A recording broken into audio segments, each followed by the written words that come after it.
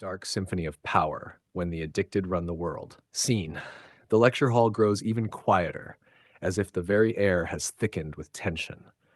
The audience leans in, sensing that the speaker is about to reveal a terrifying truth, one that connects the dark descent into sadistic addiction with the levers of power that control our world.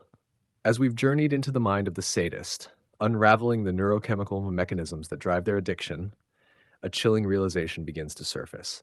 A realization that this twisted pursuit of power and pleasure is not confined to darkened rooms or shadowy corners. No, this addiction has crept into the very structures that govern our world. The people who have succumbed to this dark force, those who have allowed their pursuit of pleasure to morph into an insatiable hunger for control and domination, are not just isolated monsters. They are the ones wielding power on the grandest scales. The corruption of power, a marriage of control and sadism. Power in its essence is a form of control. It is the ability to influence, to command, to shape reality according to one's will.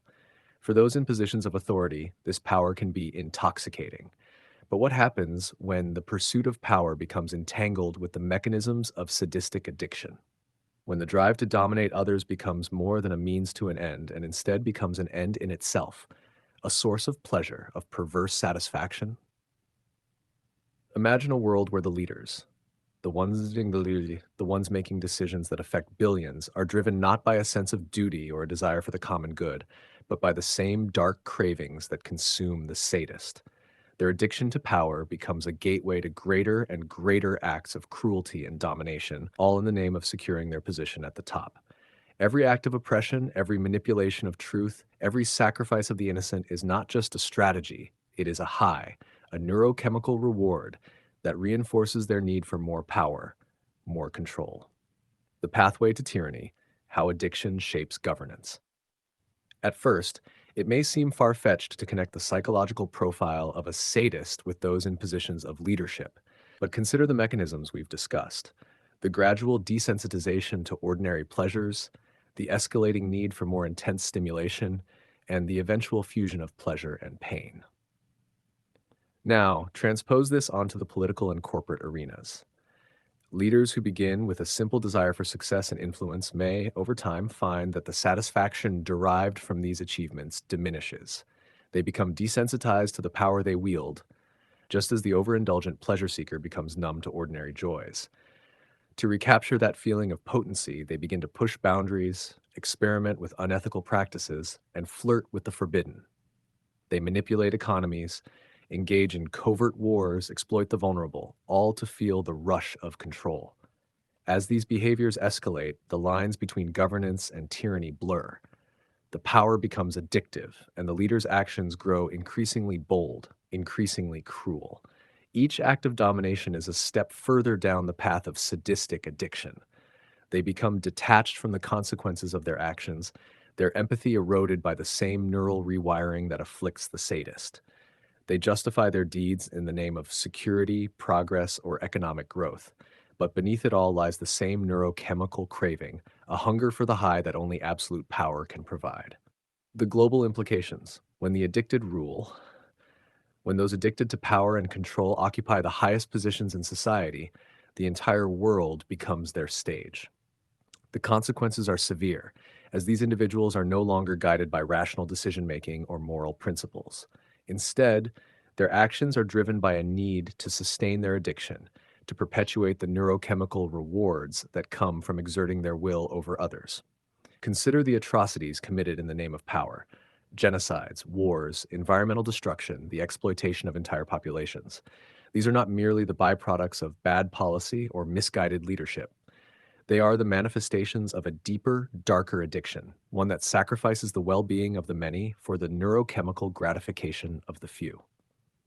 In such a world, truth is malleable, shaped to fit the needs of those in power. The media becomes a tool for manipulation, history is rewritten, and justice is subverted to protect the interests of the addicted. The structures that are meant to safeguard society, legal systems, democratic institutions, international agreements, are all vulnerable to corruption by those who crave the rush of dominance. the chilling reality living under the shadow of addicted leadership. As we stand at the crossroads of this terrifying realization, we must ask ourselves, how do we recognize when those in power are no longer serving the public good, but are instead feeding their own sadistic addiction? How do we confront a system that rewards the most ruthless, the most unscrupulous, and the most power-hungry individuals? The answer is neither simple nor comforting. It requires a collective awakening, a vigilant society that can see through the charade of power and recognize the signs of addiction in those who govern. It requires transparency, accountability, and a willingness to challenge authority when it veers into the realm of tyranny. Most importantly, it requires us to understand that the mechanisms of evil are not abstract concepts. They are very real, very present dangers that can and have shaped the course of history. The speaker's final words hang in the air, heavy with the weight of this unsettling truth. The audience is left to grapple with the implications, to question not only the nature of power, but the very foundation of the world in which they live. As they file out of the lecture hall, their minds are filled with questions about their leaders, about society, and about the hidden forces that drive the most powerful among them. This, ladies and gentlemen, is the reality we must face. The mechanisms of evil are not confined to the minds of isolated individuals. They have the potential to infiltrate the highest echelons of power, and when they do, the consequences are not just personal, they are global. The question is, are we prepared to recognize and resist this dark symphony when it plays out on the world stage?